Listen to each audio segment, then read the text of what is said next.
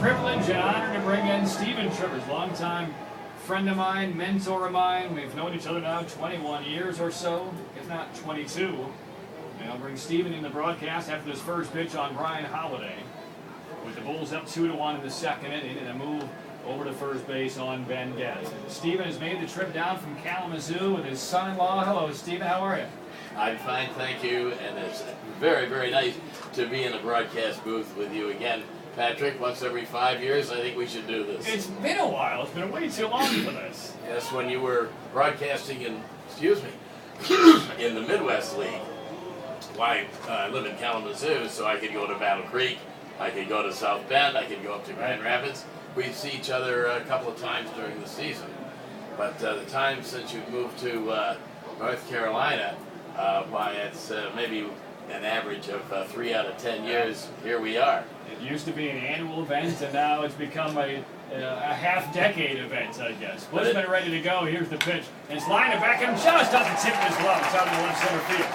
His wall will cut off and hold Kinas at second base. That ball was ripped by Holiday. And the first two Mudhens are on in the second inning. Well, first off, Stephen, it's wonderful to see you. We met originally back in 1991 when I was an intern at WGN in Chicago.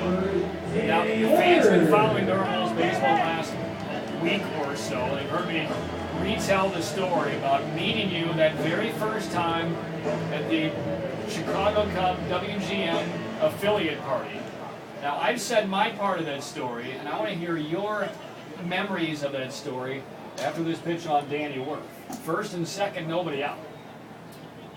Bushman takes a look back, and here's the pitch on Worth. It's a fastball for strike one. What is your recollection of that night? Well, it was a great night. The Cubs used to treat the WGN group and the Cubs and the Bears Network used to treat their affiliates really nicely, and they'd have this great reception for us in one of the smaller ballrooms in the Hyatt Hotel. And of course, the room, a check swing and a miss by Worth, nothing in two. The room was not a small room by Hyatt standards. So there were a lot of people there. It was a really pleasant evening. I was chatting with somebody, and the next thing I knew, someone had spilled a little beer on my necktie. 0-2 count, Bushman ready. Here's the pitch. A bouncing ball back to the mound, snared by Bushman, throws to Beckham for one out, and the relay will double up Worth. Hard hit ball, well defended by Bushman, got the glove over his shoulder, and he does what Jurgens failed to do in the top of this inning. Double play 1-6-3, and Getz goes to third. So far, our recollections are fairly similar, fairly common. I think I should have to tell you that I enjoyed meeting you. I wasn't so sure of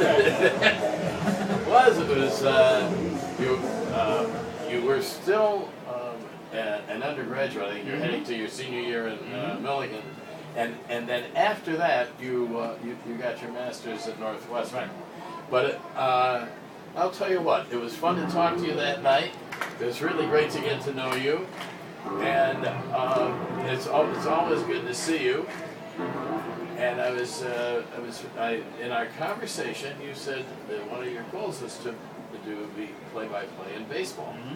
There's the 1-0 pitch from Bushman. That's outside with a slider. And a friend of mine who I worked with in the Michigan Association of Broadcasters, our state trade association, a gentleman named Gene Kaufman. He was buying 2 stations, an AM and an FM, in Clinton. And he was hoping to carry the minor league Clinton at that time. I think they were the Angels. The Clinton Giants. The Clinton Giants. Whoever their affiliate was, that's who they were. Ball 3 outside on Diaz. They are now the Lumber Kings, I think, a name they adopted when you began doing the games with them. A couple years into it. And you met Gene, and I introduced the two of you together, and the rest is history. Gene offered you the job. You took it. 3-0 pitch, a called strike on Diaz. I'm not sure Gene remembers anything about that night. Gene had been to the open bar area a considerable number of times that night. There's a 3-1 pitch from Bushman. It's foul away. 3 balls and 2 strikes. But what I remember most about that night, you didn't get angry. No. I got inadvertently hit. some beer spilled out in the glass right on your tie. You're a Harvard guy, Stephen. And so I expected to not be punished, but I expected to be talked at in a very direct manner by a man of your stature. And it didn't happen. Here's the 3-2 pitch outside, and it's a walk to Diaz. First and third with 2 outs. Bulls still leading 2-1. Well, so I thank you for treating me so well that night. Let me defend my alma mater, and there goes yet another stereotype up in smoke.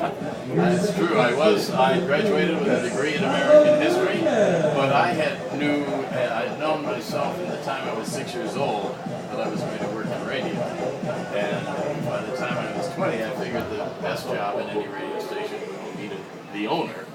And so I just sat around to make that happen. And I worked in radio stations for 49 years, and 34 of them as an owner, and it was the best job to have. So at the time, I was having a terrific time at that time, I think we owned 4 stations in Kalamazoo. One carried the Tigers, the other carried the Cubs, and knock on wood, business was. There's the 0-1 pitch. Swinging a fly ball by Nunez out into shallow left. Bourgeois on the move in. He will make the catch. And that will retire the side. Stick around for another half inning, will you? Absolutely. And clear your throat in between innings. Absolutely, we will. Give me a call. Somebody get this guy some water. Bulls lead 2-1. Bushman stands 2. We'll head to the third from fifth third field. Bulls up 2-1.